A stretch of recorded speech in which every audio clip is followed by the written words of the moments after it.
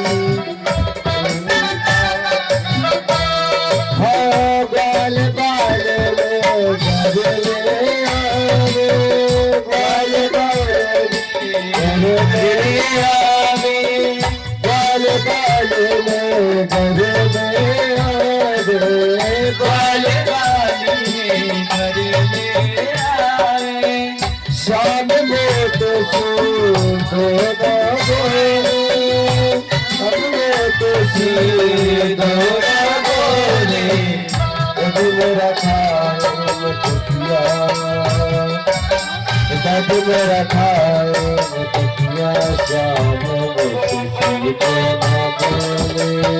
चोरी करे तो डोले सामने से सीधो न बोले।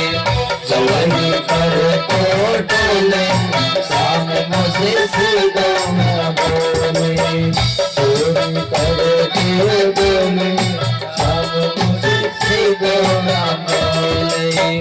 जब ही देख लेनी सोनी बाकर, जब ही देख लेनी सोनी बाकर, जब ही देख लेनी सोनी बाकर, जब ही देख लेनी सोनी बाकर। घर के साकर खोले सामने से सीधो न बोले। घर के साकर खोले सामने से सीधो न बोले। चोरी करे तो डोले सामने से सीधो न बोले। चोरी करे तो डोले सामने से सीधो न बोले। ग्वाल बाल के घर में आवे, ग्वाल बाल के घर में आवे, ग्वाल बाल ले घर में आवे, ग्वाल बाल ले घर में आवे। माखन माट टटोले सामने से सीधो न बोले। माखन माट टटोले ये सामने से सीधो न बोले। चोरी करे तो डोले सामने से सीधो न बोले। चोरी करे तो डोले सामने से सीधो न बोले। कहीं कहीं मेरो खाय मटकी रे, दही खाय मटकिया फोरे रे। दही मेरा खाय मटकिया फोरे। रस में बिस को घोले सामने से सीधो न बोले। रस में बिस को घोले सामने से सीधो न बोले। चोरी करे तो डोले सामने से सीधो न बोले। चोरी करे तो डोले सामने से सीधो न बोले। चोरी करे तो डोले सामने से सीधो न बोले। चोरी करना प्रारंभ कर दिया और माखन चोरी लीला भी हो गई। अब एक दिन प्रभु ने सोचा ब्रज का माखन खूब खा लिया, अब जरा ब्रज की रज का स्वाद लिया जाए। ब्रज की महिमा बड़ी है, बहुत बड़ी महिमा है। क्रीड़ा करते करते एक दिन प्रभु ब्रह्मांड घाट पर चले गए। और ब्रह्मांड घाट पर जब पहुंचे तो उनकी आंखों से छुपकर मिट्टी का ढेला उठा लिया, मां से छुपकर, और पूरा मिट्टी का ढेला मुंह में गटक लिए। दाऊ ने देख लिया और कन्हैया तेरे मुंह पर क्या है? बोला कुछ नहीं है। एक जग में पानी मुंह बंद कर दिए। दाऊ जी अच्छा तो झूठ बोलना सीख गए हो, चल मैया से तेरी शिकायत करूंगा। पकड़कर दाऊ जी मैया के पास लाए। कृष्णो मृदम भवक्षतान, मैया तेरे कन्हैया ने आज मिट्टी खा रखी है, शिकायत कर रहे हैं। दाऊ जी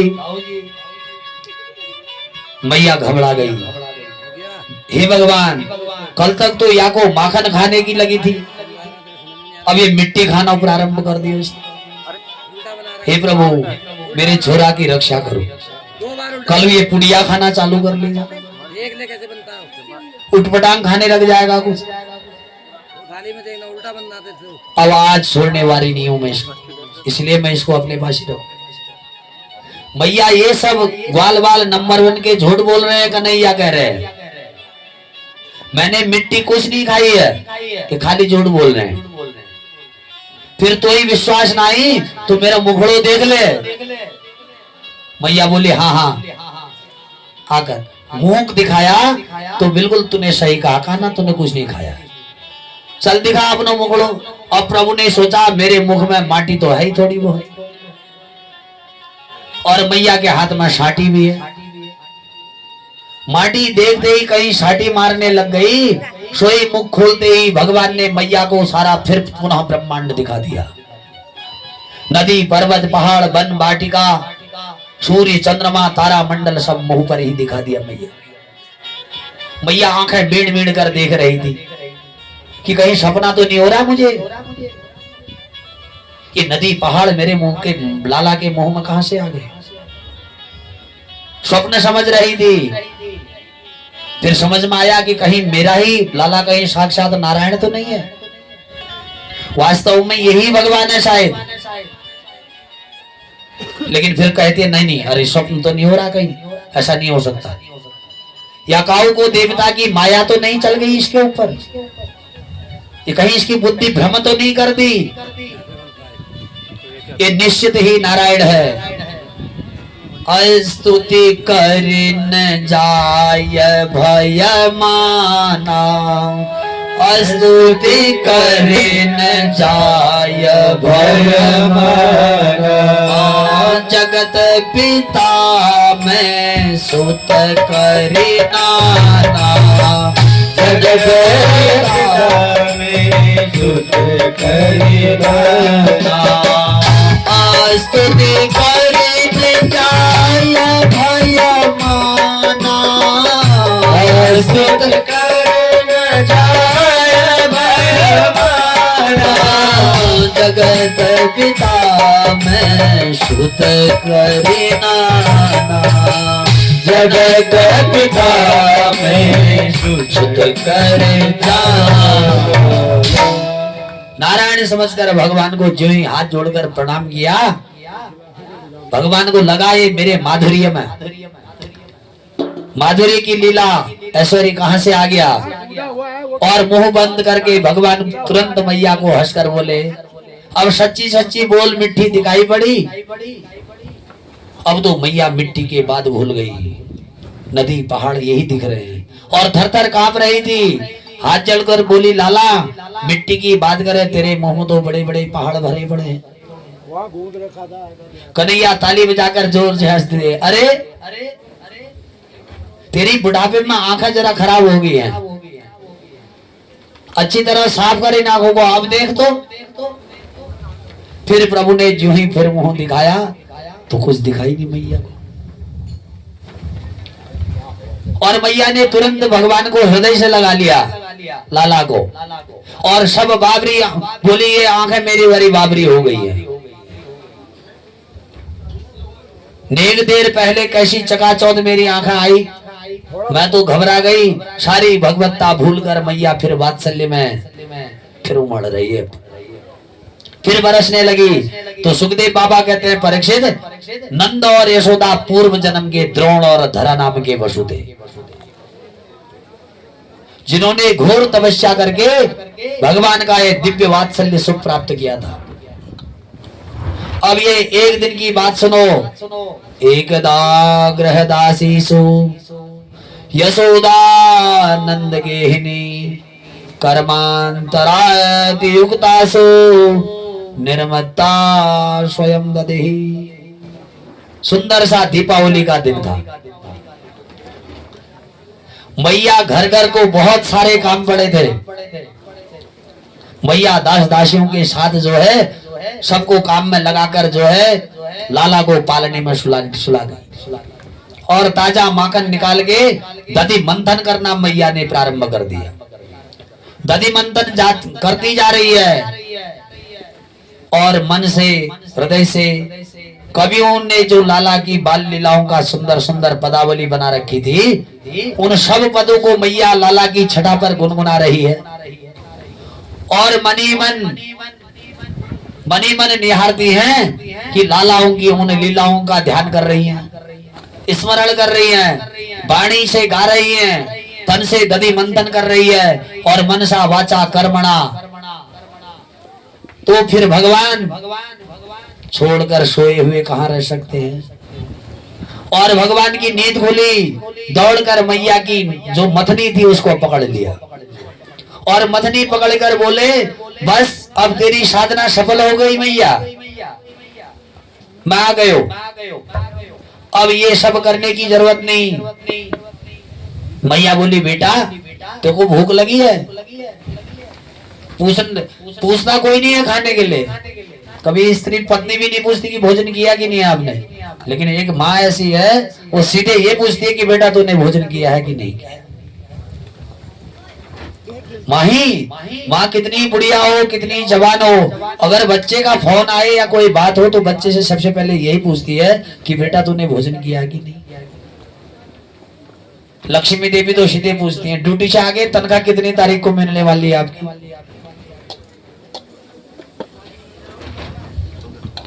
बेटा भी यही पूछता है, पापा कब सैलरी मिलने वाली है। लेकिन माँ कभी ये नहीं पूछती कि तेरी सैलरी कब मिलने वाली है।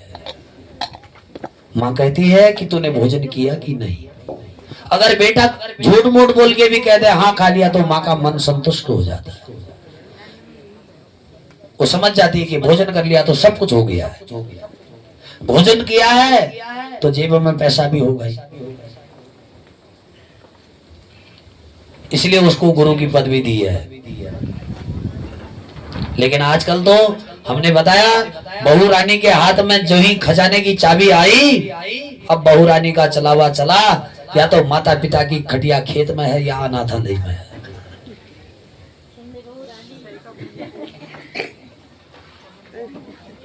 अब सभी बहुएं भी नहीं करती हैं ऐसा। कुछ अहिल्या, द्रौपदी, तारा, कुंती, मंदोदरी तथा ऐसी भी तो है यहाँ भी, पतिव्रता स्त्रियां भी हैं, तभी टिका हुआ है संसार। लेकिन माया के बल पर यदि कोई रिश्ता बनाना है तो झूठ मूठ का रिश्ता है। पति को संकट आवे तो छोड़ देते हैं, और पति की जेब में कुछ है तो घूमने के लिए तो निकल जाते हैं शादी। अब कुछ नहीं बचा तो बोले तेरा घर छोड़ के भी जा रहे हैं, अब तलाक दे दो, तेरे पास कुछ है ही नहीं। ऐसे ऐसे भगवान के अनन्य भक्त सुदामा जैसे सुशीला भी छोड़ के भाग जाती। जहां एक दिन बहुत कम है, ये समझ लीजिए वो तीसरी पीढ़ी अवश्य में बहुत ऊपर जाती है। लेकिन वो कर्म हमारा है कि हम कैसा कर्म कर रहे हैं। अगर माता पिता किसी के अच्छा कर्म करते हैं, सच्ची कमाई से सच्चा कमाकर अपने बच्चे पर लगाते हैं, मैं अवश्य कह रहा हूं कि तीसरी पीढ़ी में वो बहुत बड़ा एक व्यक्ति बनेगा। हमने कई बड़े बड़े लोग जो जिनके पास आज करोड़ों की संपदा है, उनको हमने अपनी आंखों से फटी पैंट और फटी जूतों में देखा था। लेकिन आज भी उनके जो विचार है, उनका जो रहन सहन है, जो उनका खान पान है, आज भी उसी माध्यम का है। जैसे वो रहते थे आज भी वैसे ही रहते हैं। तो नीचे से ऊपर जाना बहुत तरीके आजमाने पड़ते हैं ऊपर जाने के लिए। लेकिन ऊपर जाके शिखर पर जो ही पहुंचने वाले थे, तब किसी ने अगर लात मार दी तो नीचे वाली सीढ़ी में जब पटकेंगे तो कैसा होता है। इसलिए एकदम आसमान छूने का नहीं, मेहनत से जो आपको मिलता हो उचित। और यदि किसी ऐसे गलत जगह से धन कमाया होता है तो तुरंत उसका कोई सत्कर्म किया जाए, तब तो वो आपको चैन से रहने देगा, नहीं तो आपको बेचैन कर देगा। धनाद धर्मम तथा सुखम, धन से धर्म की रक्षा करनी है। हम ये नहीं करें कि सब दान में ही लुटा देना। आप भाई अपने बच्चों को कराओ, अच्छा भोजन कराओ, अच्छे वस्त्र पहनाओ, उनको अच्छा रखो। लिखा है दान आयो दान दो भोग आए। अब दान ब्राह्मणों को थोड़ी देना है, साधु संतों को ही थोड़ी देना है। आप भंडारे करवाए, आप किसी गरीब को वस्त्र दान दें, किसी को भी आप दान से आपको लगे कि यह दान लेने वाला पात्र है, आप उसको दे दो। हम हजार 1500 रुपया थोड़ी सी एक लाली क्रीम या कुछ अन्य चीजों पर व्यर्थ खर्च कर देते हैं। अगर उसी 1000 रुपए का आपसे चंदन मंगा दिया जाए तो कभी नहीं लाओगे आप 20 रुपए की पुड़िया लेके आओगे पक्का। और आपसे कहा जाए सेंट ले आना आप अपने लगाने के लिए, तो आप यही ढूंढेंगे कि सबसे महंगा कौन है और सबसे अच्छा कौन है। लेकिन भगवान के लिए अगर चंदन लाने की बात होती है तो सबसे घटिया आता है। इसलिए परमपिता जैसा हमको अच्छा लगता है, ऐसा ही परमपिता परमेश्वर को भी अच्छा लगता है।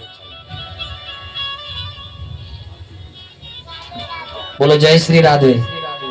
ज्यादा बोलना तो नीचे था, ज्यादा बोल गया हूं, मैं बोलता नहीं था ना। और जब